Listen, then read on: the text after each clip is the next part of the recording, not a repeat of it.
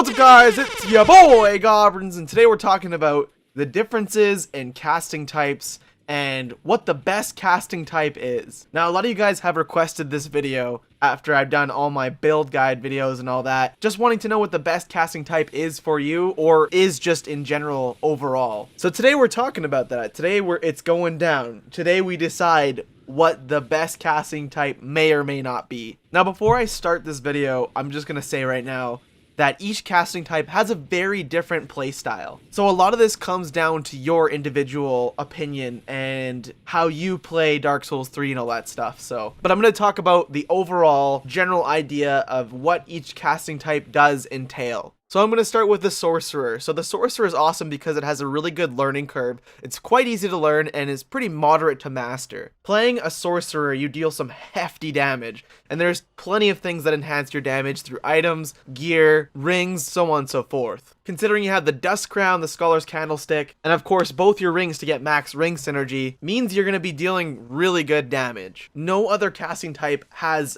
gear that enhances its damage the way that Sorcerer does. Now, playing a Sorcerer is also awesome because it's the best way to get into casting because it does have such a variety of spells. You've got close range, mid range, and long range spells, all with moderate cast times, fast spell movement, and high damage. Now, of course, going with pure sorcery, if you want to hit the soft cap, you only have to take your points to 60 points in intelligence, leaving you with a lot of extra space to build out your character however you want to play. Now, next up, we're going to talk about my personal favorite, and I'm going to try not to be biased here, but my personal favorite is the Pyromancer. Once again, this comes from a long stem of me playing Pyromancer in all the Dark Souls games. I played a pure Pyromancer throughout 1, 2, and 3, and it's really my favorite class to play. It's just so unique and familiar to me. That's why I always play a Pyromancer for the most part. Now, the Pyromancer has a moderate learning curve. It's pretty moderate to learn, but it is also harder to master. One of the big things you'll notice about Pyromancy is that there's lots of utility. So there's lots of tools you can use to stagger your enemies, stunlock your enemies,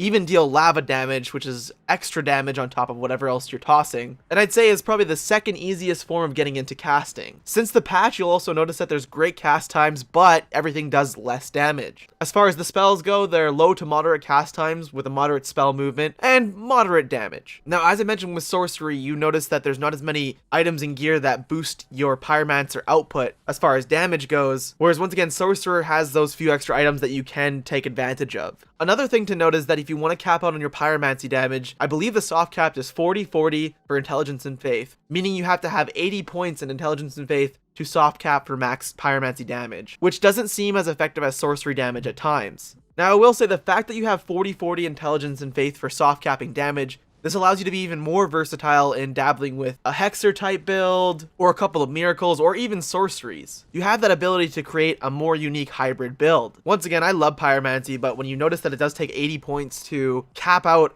on damage for Pyromancy, sometimes it doesn't feel like it's worth it. And even when you do make a hybrid casting build, let's say you're doing Pyromancies and, for example, miracles, you are most likely going to be splitting up your ring synergy, so you'd want to probably only use one or the other for utility and the other for damage to not split up your ring synergy with your double boosting rings. And next up is the Cleric, aka the Offensive Miracles Caster. This was probably the hardest build to play as. It's got a difficult learning curve, it's hard to learn, and even harder to master. The reason it's like this is because it does have a small spell selection for viable spells with Cleric casting. Since the patch, they have made some of the offensive miracles a little bit better, such as Emit Force, but even Emit Force isn't that great of utility to be using, and is probably more or less situational. The main spells you run is Lightning Stake, Lightning Storm, and Sunlight Spear. And thank God they got their FP lowered in the last patch, because it was an expensive caster build to play. Now, running pure offensive miracles, you'll most likely want to have Tears of Denial on just because there is such a high risk, high reward playstyle with this build. It's most effective close range, which makes it dangerous, of course, against any type of melee build, including that of short swords and katanas and whatnot, so that's where you use your Lightning Storm to keep people at a distance. But even then, it can be tough, because you really gotta run that Unfaltering Prayer to get those casts out because of the slow casting time. Now, not all the spells cast that slow. It does have a fast to slow casting time. If you look at the cast time on Sunlight Spear, for example, it's pretty fast. And to follow up on that, it also has fast to slow spell movement, but it has high to moderate damage. It is, once again, most effective at close range, making it a high risk, high reward build, and it has similar stat allocation as Sorcery, where you only have to put 60 points into Faith for the soft cap for max damage. allowing you to put other stat points in other places to make this build more effective or kind of build it however you want to. Once again, guys, this is probably the hardest build to be playing. It is really enjoyable in PvE because most things have very little lightning resistance in PvE, so it got me through my new game quite easily, actually. But you have to be ready to take hits and make huge risky plays in order to win any duels, any PvP, or anything with this build. Also, something to keep in mind is that most spells for this build that are viable do require 2 attunement slots, making you almost have to put up your attunement to 40, or have on a casting ring or 2 just to amp up your attunement slots to make the best of those offensive miracles that are viable. And the last one, which is the most recent one, the Hexer. So the Hexer has a moderate learning curve, it's moderate to learn, and is moderate to master, just like Pyromancy. It relies heavily on comboing spells together to make up for its lacking damage, and it lacks in damage a lot of the times because its spells are split amongst 3 different spell schools. But this is also a benefit because it makes for an attractive variety in spells. There is some spell boosting gear for optimal damage, such as the Scholar's Candlestick. I do apologize for the last video, by the way. I did say the Dust Crown enhances dark magic. It does not enhance dark magic, and I do apologize on that one, guys, but the Scholar's Candlestick does enhance dark sorceries, so keep that in mind. But once again, it is weak in comparison to other casting types due to either split gear or poor ring synergy. So let's say you're running Dark Miracles and Dark Pyromancies, or Dark Pyromancies and Dark Sorceries.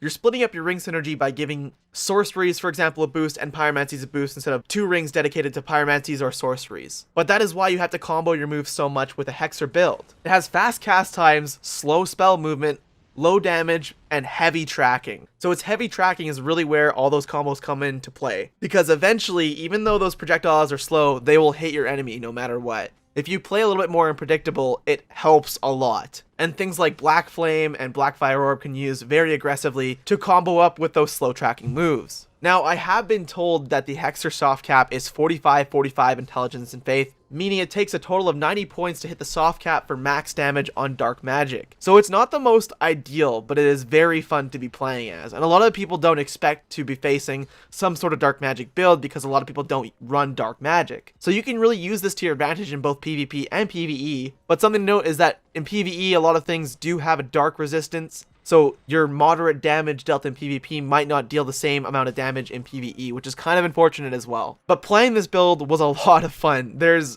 like I said, a huge variety in spells that you can enjoy. And when played effectively is a fantastic combo build. The combos that you can play on the Hexer build are just fantastic. You stack your spells up so you can set them up for combo moves and execute it all in one go. It feels so good. So in comparison to all 4 types of my casting builds that I've created so far, I'd say the difficulty of these builds goes something along these lines in this order: Sorcerer, Pyromancer, Hexer, and Cleric. If you're looking to be an absolute pure glass cannon and cast just all pure damage, you want to go Sorcerer. If you're looking for variety and utility in your pure casting builds, you want to go Pyromancer. If you're looking for variety, combos, and a challenge, you want to go with a Hexer. And if you're looking for damage output and another big challenge, go with a Cleric. So once again, I can't really tell you which casting type is the best type, but if you're looking for ultimate damage output, you're going to go with a Sorcerer most likely. Otherwise, each casting type once again has a very unique playstyle and is fun and challenging in their own different ways. And once you start to understand all these builds and you start making weird hybrid builds with other casting types, it can be a lot of fun. Right now I'm currently playing a sorcery miracle casting build with the Archdeacon Staff and Sunlight Talisman and Yorshka's Chime, and I will most likely make a video about that, but that's been a lot of fun as well. But besides the point, that is my full-on opinion of all casting types, and that is how each of them play and what you should be playing to fit your play style. I hope this was kind of helpful in your decision in casting types. And once again, play whatever playstyle you think will suit you the most. I will link all 4 videos of my PvP montages down in the descriptions and at the end of this video, so you can click and check out each build for yourself to kind of decide, you know, what build is for you and what looks the most amusing for you. So that's everything I have to talk about for today, guys. As I always say, drop a like for your boy Goblins, and I'll be back here with more Dark Souls content or Overwatch content very, very soon. So take it easy, have a general good, and I'll talk to you guys in the next video. Peace out!